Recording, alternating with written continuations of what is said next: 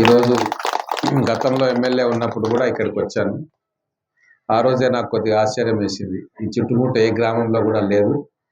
కానీ ఇక్కడ యువకులు కొంతమంది ముందుకొచ్చి ధ్యానం చేయడంతో పాటుగా ఒక పిరమిడ్ నిర్మాణం చేసుకొని ఈ చుట్టుముట్టు ప్రాంతాల్లో చాలామందికి ధ్యానం చేస్తే కలిగే లాభాలను ఆ రోజు నుంచి ఈ రోజు దాకా ఆ ధ్యాన ప్రచారం చేస్తూ ఉన్నారు.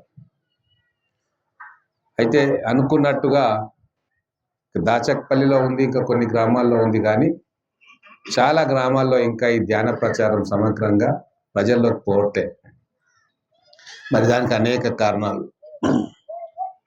కాబట్టి మీరు నిరంతరంగా మనం శ్రమించాలి.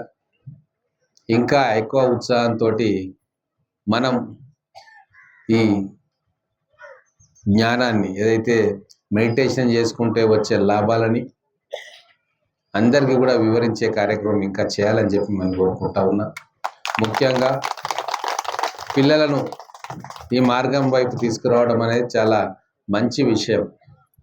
ఎందుకంటే ఇవాళ రేపు చాలా ఎమోషనల్ అయిపోతూ ఉన్నారు పిల్లలు. చిన్న చిన్న వాటికే తల్లిదండ్రుల మీద తిరగబడడం, అలాగే అన్న తమ్ముళ్ళు అక్క చెల్లెలు వాళ్ళ మీద తిరగబడడం, లేదు తప్పుదారి పట్టడం, మాదక ద్రవ్యాలకు బానిసలైపోవడం, ఇట్లా వాళ్ళకి యూట్యూబ్ ప్రభావం, టీవీ మీడియా ప్రభావం పిల్లల మీద, లేత మనసుల మీద చాలా ఉంది. మరి వాటన్నిటి కూడా లోను కాకుండా వాళ్ళ దృష్టి ఆటపాటల మీద, చదువు మీద, మంచి నడవడి మీద, సంస్కారం మీద ఉండాలంటే ఖచ్చితంగా వాళ్ళ మైండ్ను స్టెబిలైజ్ చేయాలా. దానికి ధ్యానం చాలా ఉపయోగపడుతుంది, అందులో ఎటువంటి సందేహం లేదు. కాబట్టి ఈ పిరమిడ్ సభ్యులందరికీ నేను విజ్ఞప్తి చేస్తూ ఉన్నా, మీరు పాఠశాలలకు కూడా వెళ్ళండి. ఎక్కడైతే ప్రధానోపాధ్యాయుల అనుమతి తీసుకొని మీరు సంజీవ్ ముదిరాజు గారిని వేదిక మీదకి ఏ కార్యక్రమం చేసినా తూతూ మంత్రంగా చేస్తే ఫలితం రాదు. యుద్ధ ప్రాతిపదికన యుద్ధంలాగా మనం చేస్తే అప్పుడు కానీ మనకు సక్సెస్ రాదు. కాబట్టి ఆర్గనైజర్స్ ఎవరైతే ఉన్నారో ఇక్కడ మహబూబ్నగర్ మండలం సంబంధించిన వాళ్ళు, అలాగే మహబూబ్నగర్ జిల్లాకు సంబంధించిన వాళ్ళు మీరు ఇంతకుముందు అన్నట్టుగా ఎంపిక చేసుకున్న కొన్ని స్కూల్స్లో ప్రయోగాత్మకంగా సంవత్సరం ప్రవేశపెడితే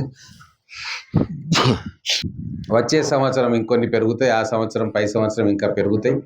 మంచి ఫలితాలు వస్తే ప్రభుత్వం కూడా వీటిని అఫీషియల్గా సిలబస్లో ఎట్లా చేర్చాలన్న ఆలోచన చేయడానికి నా వంతు సహాయ సహకారం నేను అందిస్తాను.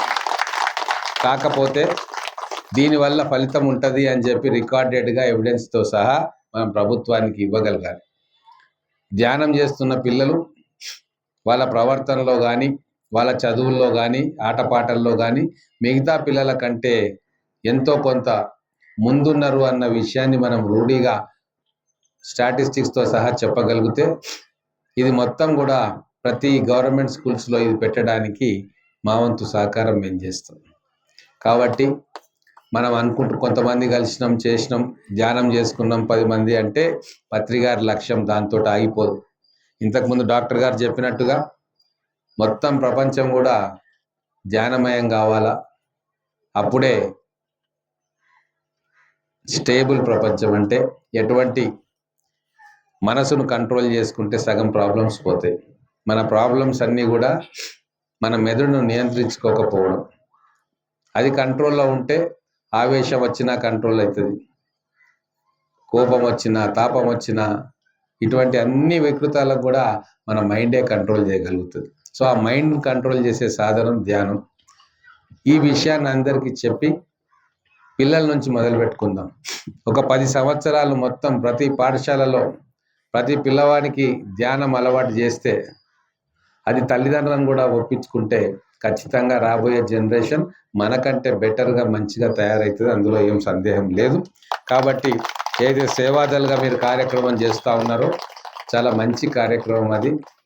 దాన్ని మా మహబూబ్ నగర్లో అమలు చేయడానికి నా వంతు పూర్తి సహాయ సహకారాలు అందిస్తానని చెప్పి తెలియజేసుకుంటూ, మీ కార్యక్రమం 13వ వార్షికోత్సవం ఇంత అద్భుతంగా చేసుకుంటున్నందుకు మీ అందరికీ అభినందనలు తెలుపుకుంటూ ముగిస్తా ఉన్నాను.